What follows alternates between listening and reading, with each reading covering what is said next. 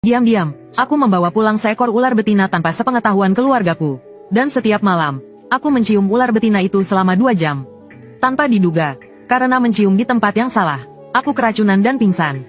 Namun, dalam mimpiku, ular betina itu tiba-tiba berubah menjadi seorang wanita. Dia berkata, "Suamiku, jangan khawatir. Cepat atau lambat, aku akan menjadi milikmu. Masih banyak kesempatan di masa depan." Setelah mengatakan itu, dia menghilang.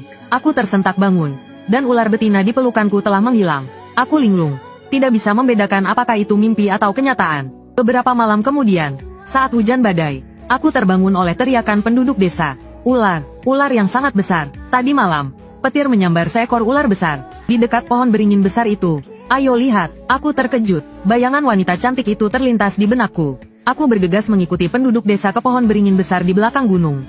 Pemandangan di depan mata sangat mengerikan. Pohon beringin besar yang tadinya tinggi menjulang kini hanya tersisa batangnya saja.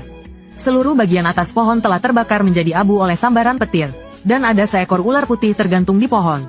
Tubuh ular itu tercabik-cabik oleh sambaran petir. Beberapa bagian tubuhnya hampir putus. Seperti yang dikatakan penduduk desa, ular itu telah mati tersambar petir.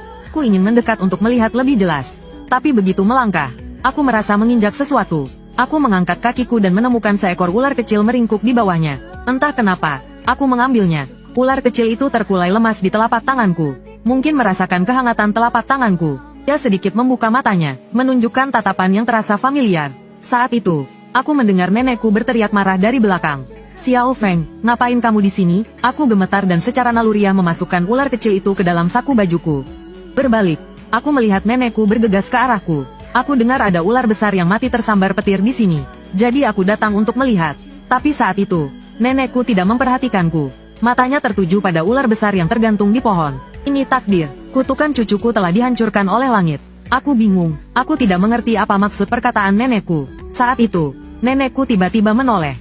Memandang penduduk desa yang berkumpul di sekitar. "Kuberikan kalian masing-masing 50 rupiah. Turunkan ular itu dari pohon untukku." Pada masa itu, 50 rupiah bukanlah jumlah yang kecil, terutama di desa terpencil di pegunungan ini. Perlu diketahui, uang jajanku yang kutabung selama beberapa tahun, bahkan belum mencapai 5 rupiah.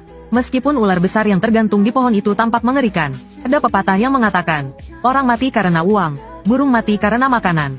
Apalagi hanya menurunkan ular mati, bukanlah hal yang berbahaya. Da Zuang dan Awei, 2 pria terkuat di desa, mengulurkan lengan baju mereka dan memanjat pohon. Tapi kurang dari 1 menit kemudian, Da Zuang, yang telah mencapai bagian tengah batang pohon, menjerit. "Darah, pohon ini berdarah." Perkataannya membuat kerumunan heboh. Beberapa wanita menjerit keras. Da Zuang dan Awei panik dan melompat turun dari pohon. Saking panik